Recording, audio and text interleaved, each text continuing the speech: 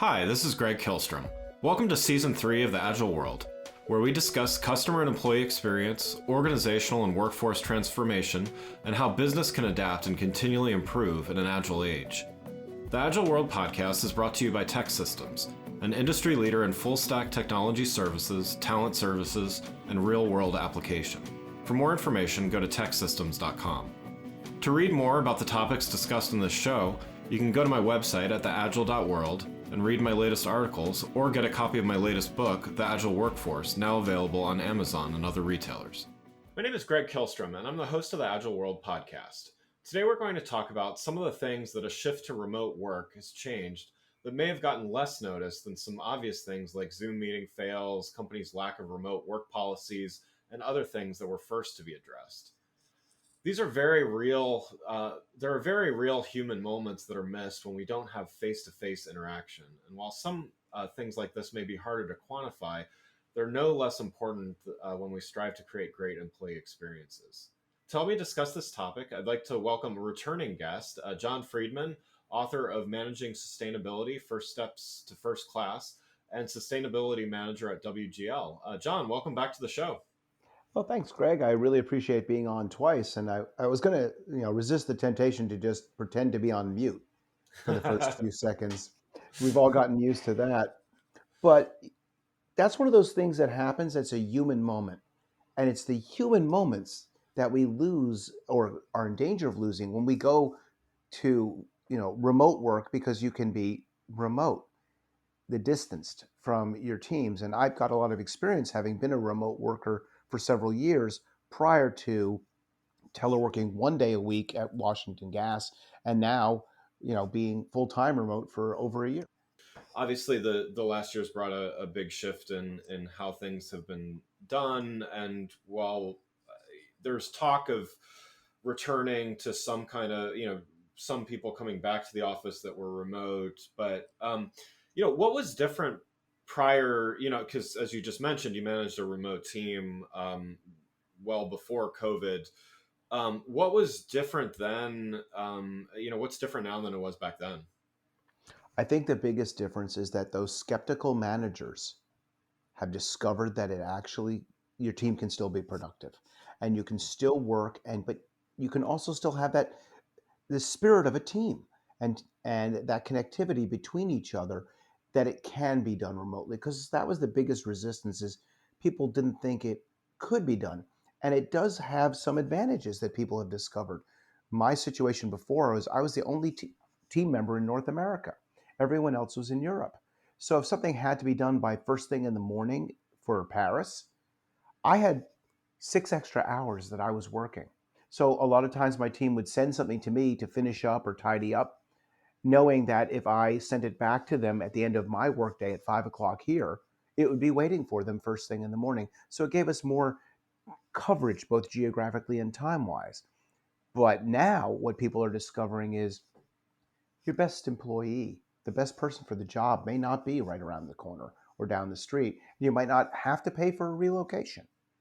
There's good and bad with that, but I think to take the positive angle, all of a sudden the talent pool is so much larger, and I guess it does take a lot more understanding on the part of the managers, right? So you talked a bit about that. How does how do you think that's changed? As far, you mentioned it briefly here, but how do you think that was kind of a forced issue that happened, or do you think this has been something that's growing a little bit over time? Well, I think it's a combination. I think it definitely was growing, and more people were getting comfortable with the idea of having remote workers or remote team or virtual. But COVID forced the issue. Even the most skeptical managers, when offices shut down, you have a choice. You either get the work done remotely or you don't get the work done. And I've often found that those who are most skeptical of remote work, the biggest question is, how do I know they're working? Right. How do I know they're working? Well, the answer is, do they answer emails? Do they answer to the phone call? Is the work getting done? It's often a mask for what's really a performance issue. And they know that the problem employee will take advantage of a remote situation. But That's why the system we had in place prior to COVID required people to maintain a performance rating of a certain level. The jobs had to be getting done. Telework was seen as a privilege, not a right. Now, what's happened is we've all earned that privilege, or most of us have earned that privilege. And, Yeah. that's a positive side. But to your point earlier, it's also a negative. It opens up the talent pool, but that also means that you, as a potential employee, are competing now with a wider swath of people, potentially from around the world, to do your job. Yeah. Yeah, and to talk about the productivity angle and the just how do you manage someone, and understand if they're getting their job done. I mean, some of that, it's interesting. Some of that comes down to the trust issue of, it's funny when you see someone working at their desk, you assume that they're working and not on Facebook or playing solitaire or whatever, and yet we've seen some studies have shown for sure that productivity has actually increased with some remote workers. I mean, I believe there's, it's not a monolithic thing. I think some people are better suited to working remotely. I think some people need to work remotely to live their best lives, and I think some people actually do better coming into an office. And so it's not necessarily a one size fits all. But yeah, it has been kind of amusing to me to see that that fail safe, or it's kind of a lack of trust, I guess, thing in my mind, that okay, well, if I see them working and if they respond to emails timely, then they're a good worker. But that other person, they may work all hours of the day throughout, more of an integration with their life or whatever, and they're actually a good worker, but it's harder to see. Do you think that like 9 to 5 schedule, do you think that's going to change as a result of this? I think in some cases it will. My boss and I have talked about it, and the idea is that we would, when we do go back, potentially keep 3 days a week remote and 2 days in the office, which is a big shift from 1 day a week remote. Yeah. But there have been instances, and there you talk about there's some people that work better in isolation, and there's some people that work better with interaction. There's some things that work better in interaction. Brainstorming, very hard to do on Zoom. People tend to talk over each other because there's a lag and so forth, and people tend to get shut down. But then I've also heard people point out that because it's, you've got, let's say, a group of people on a Zoom call, there's the tendency to call upon the person who may look like they want to say something but hasn't spoken up in the meeting. So it allows for other voices to come into the room, that sometimes, depending on the dynamic of the team in person versus over whatever technology you're using. Yeah. But the other day, we had a rush deadline on something, and we needed something written in something like 3 hours. And ordinarily, if I were at the office, it would be very difficult. People coming in, you know, checking on it, walking by, what have you. But here, working from home, I just put on a little jazz, okay, admitting a little process here, yeah, and sat down and just banged the thing out. Because Yeah. there are some things that you do better when you can concentrate in isolation. So I think it's going to have to be more a shift toward what is the best way for both the individuals and the team as a group to accomplish the tasks that are necessary. So you talk and write and are an expert in corporate social responsibility as well. What do you think the pandemic has done to those types of CSR initiatives, and what's the future? Has a hybrid workplace of in office and remote, like, has that? Do you think that's going to have some impacts on CSR? Gosh, I hope so, because there are, just as we talk about a commitment to diversity and inclusion, there are different work styles and different personalities that can now be more flexibly accommodated because people have seen it. We've also seen the impact on traffic and air pollution from mostly Yeah. traffic, but and things like that. So there are benefits that we have obtained and learnings that we've obtained through COVID.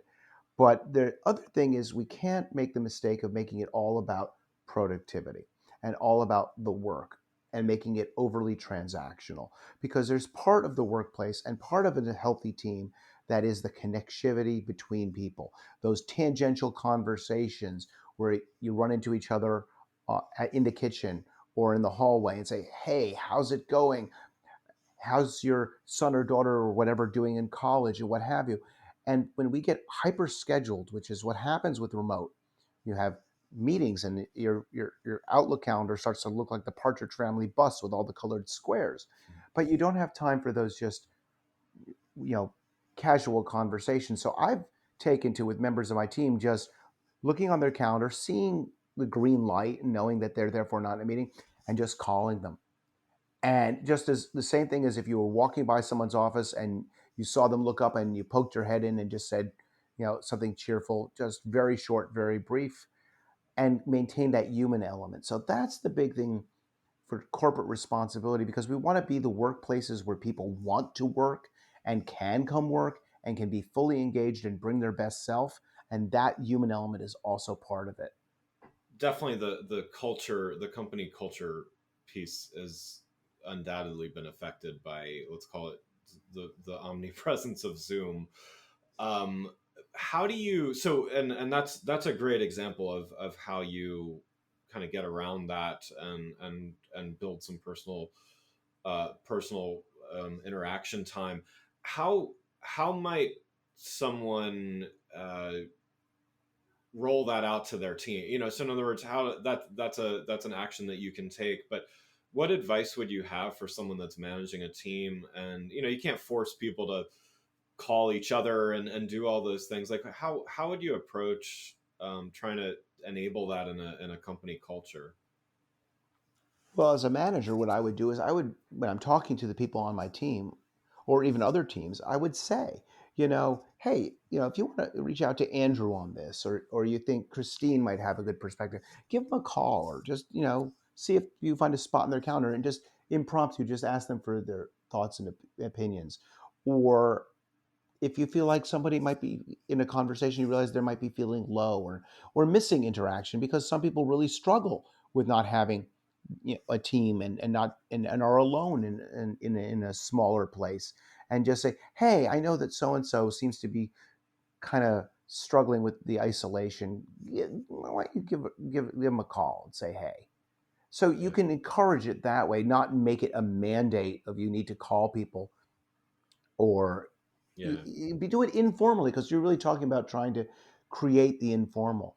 One thing I also do is I tend to wear a collared shirt when I'm working remotely, because I never know when my boss or someone else from the company might pop on my computer and say, "Hey, let's chat." And I don't want to be wearing my favorite, let's say, Van Halen T-shirt, Right. although I'm quite fond of it, because it just doesn't give especially when we were new in COVID and when I was working remotely, and my boss at the time was very uncomfortable with it. I didn't want to give the visual impression that I wasn't working as well. And so there are things you can do, but I think a lot of it comes down to suggestions. You don't need to dictate it. It's Yeah, If that makes sense. yeah. It's the human element that we're trying to make sure we don't lose. And a funny little aside is, when I was working remotely, I was actually the only remote member of my team, and they were all in Europe. And I came there one time, and there was this whole thing that had happened between two members of the team. They'd gotten into a big disagreement that everyone else was aware of, everyone else had seen and heard, and I was unaware of it. And I found myself feeling like fortunate, like, oh, I miss all the bad stuff that happens. Yeah. But then on the flip side of that, there were team birthday parties, happy hours, and things like that that I also miss. And so to be aware that your remote team members are missing some of that stuff, and it's not just to call them up and gossip about what happened, but also to say, hey, if we're going to do this happy hour, let's see if, I'll use my own name, see if John is available, and he'll be on his computer or his phone, but he could join us virtually. Yeah, when we talked a little bit before this interview, you used a term, transactional. That our interactions have become much more transactional. You know, during as we're hopefully nearing post COVID and things like that, and that really stuck with me, because there is um, this human element that, if everything is just my calendar is a grid, and okay, from this time to this time I'm interacting with this person or I'm doing this task, it does we start to feel a lot more like we're simply machines or cogs in the wheel and everything like that. I mean, do you see do you see that things returning more to a culture of humanity, over time, or is it going to take a lot of intentionality from companies to kind of make that happen? I don't think it happens by accident.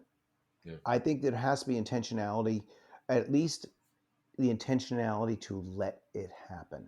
And like I said, to be informal about it and say, here's how we're going back to this workplace, because people have this desire, this, and I get it, I feel it too. Let's get back to normal. But we could also get back to something that is better than what we had before and remove some of those frustrations, so that if I am working on a writing project, and writing, I do better when I'm on my own. There have been other things that I've written collaboratively with a team, and if we could, and we've passed around a lot of drafts with, date and time on it, because there's so many drafts going around versus just sitting in the room and brainstorming. But how do you find that balance? I think it's going to be up to every company, yeah, and also every team, because the pendulum went from where it was to all the way to forced remote work. And now when it comes back toward whatever the middle is, I see it going back and forth as things evolve over time for people and teams and projects, because there may be some times when you really need all hands on deck and to physically be on deck and physically be there in person. right. And I don't think people should then learn to, resent that. I mean, I admit it, I don't miss my commute at all. And there were Yeah, nice friendly people on my train, but I don't miss that, and I certainly enjoy the time I can spend with my family, or enjoying the fact that when the workday ends, I can get out on my bike and have more hours of daylight. So those are the pluses. But we can't only cling to the pluses of remote and ignore some of the downsides of it too. Like I said, like becoming so transactional that we stop having business relationships and just have, um, just the what can you do, get it done, move on. We don't yeah, take the moment to celebrate the success or those human elements. I found out a colleague of mine was pregnant when in the middle of a Zoom call, and she did it on purpose. She stood up, yeah, and everyone on the call stopped whatever they were doing, and we all took a moment to celebrate the fact that she was having a child, and we were also very happy for her. But yeah. that's the kind of stuff that you lose if you're just head and shoulders square. Yeah, and I think to your earlier point about it's kind of a pendulum, and we definitely did swing all the way to remote. Other than a handful of industries where that's simply not possible. We kind of swung to all the way to remote, and I do think, looking positively, I think we learned a lot about things that we can do, or even the example of at some point I'll do some more of these, but I would have a lot of like coffee meetings and all of those types of things that didn't really need, or in-person sales meetings, or things like that, sometimes they don't always need to be, you don't need to drive 2 hours round trip to do things that can be done over Zoom, or there's other things like that. And I think to your point about writing, like anything that can be done asynchronously, I think we've learned that we can do that well. And then yeah, to the idea of collaborative brainstorming, Zoom just doesn't cut it for that. Try as these platforms might to add features and buttons and whatever, they're just not, they don't replicate that the same. But I believe the technology can be improved to help that, because I do think we're still going to have remote workers regardless. But yeah, I think to one of your points, I think we've learned some stuff, and now we need to kind of swing back somewhere towards the middle of a new reality, and hopefully that's a better one for everybody. And I'll give one caution. It is Yeah, very easy for disparities to crop up in a team or in an organization if some of the people are remote and some of the people are not. Because it becomes very easy to just ask the people who are there in person, and then those people who are remote can either be, and worse, can feel left out. Yeah. And so that's a big thing to watch out for as well as we figure out as the pendulum swings back and forth. And I'm not saying that the pendulum needs to go and swing back and be in one place. I think we need to be flexible and dynamic about and elastic about how we view these things and how we come back and let it sort of evolve organically and what works for people. I think initially people are going to be over eager to be in person Yeah. because we've missed it.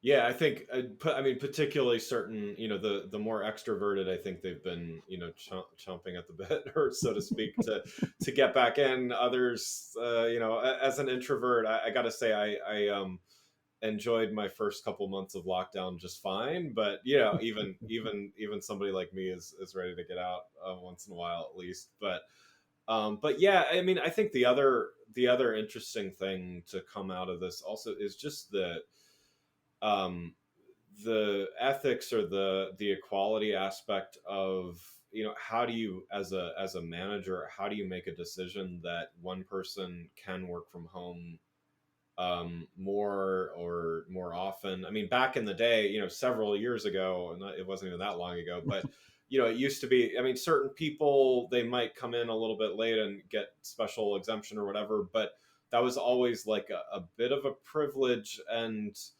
I think those that didn't have that apply to them maybe thought it was playing favorites or whatever. Like, how do you deal with that now, with when someone has legitimate needs, or they've seen that they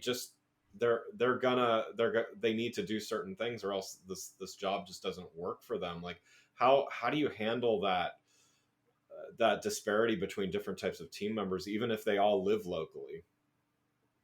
I think part of it comes down to the job, what the role is. Do they Yeah. need to be on site to do their role? I've had colleagues whose job is to be out in the community and they're attending events and luncheons and so forth and doing the interactions that are essential for their role, but they're not physically in the office. And I don't know what time they start or what time, they might roll in at 10 o'clock, but they might have been in a breakfast meeting since 7:30, Yeah. or, and then had to take, the hour to get across town because, so that cuts into their day. So I think we need to stop looking at each other and saying, oh, does so and so have a privilege or does so and so have something that I don't?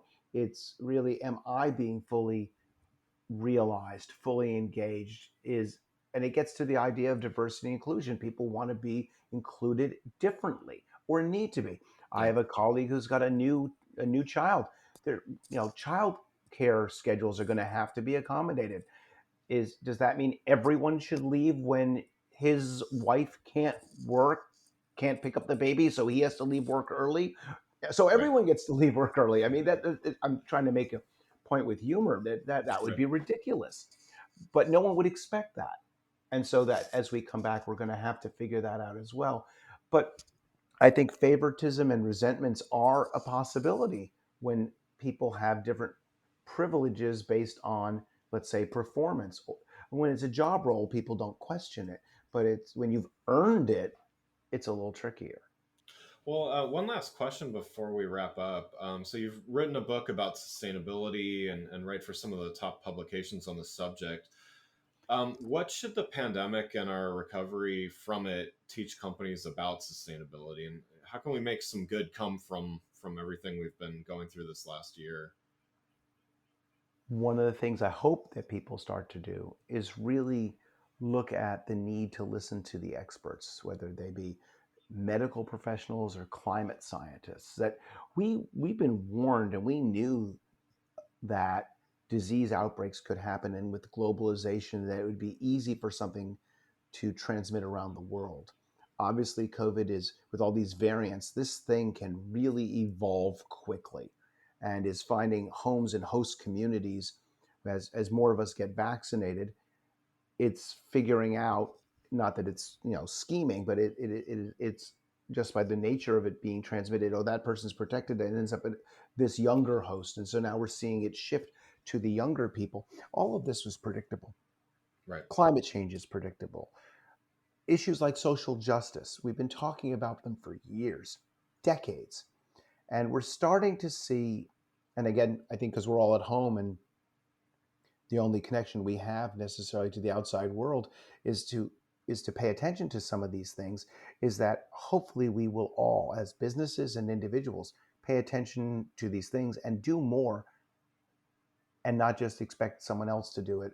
I get completely annoyed when I hear people say things like, well, it'll be up to the next generation to cure climate change. Right. Well, my response to that is, okay, so I guess you're retiring since you've just ceded responsibility for it. Right. Right. Yeah, we're still here. Our retirements and becoming obsolete is going to happen to us fast enough. But while we're here, let us continue to do what we can do, whether it's environmentally, socially, governance, ethically, what have you, to move the needle forward, whether we can do it incrementally or transformationally, to make this a world where we can all live together in peace, harmony, and health. Yeah. That was pretty high end for a very simple, structured question, wasn't it? It's a nice way to wrap things up. Well, John, thanks so much for joining again. Great to have you back on the show, and always love talking with you. For those listening, what's the best way for them to keep up with what you're doing? I'm at John Friedman on Twitter. I'm on LinkedIn. If people are interested in the book, you can get it at businessexpertpress.com. And and of course, my email is johnfriedmancsr@gmail.com. Wonderful. Well, again, I'd like to thank John Friedman, author of Managing Sustainability, First Steps to First Class, and Sustainability Manager at WGL, for joining the show. Thanks for listening to The Agile World with Greg Kihlstrom. See you next week. Thanks again for listening to the Agile World podcast, brought to you by Tech Systems. I'm your host, Greg Kihlstrom. If you enjoyed the show, please take a minute to subscribe on your podcast channel of choice and leave us a rating so that others can find the show more easily. You can learn more and get a copy of my latest book, The Agile Workforce, from my website at theagile.world.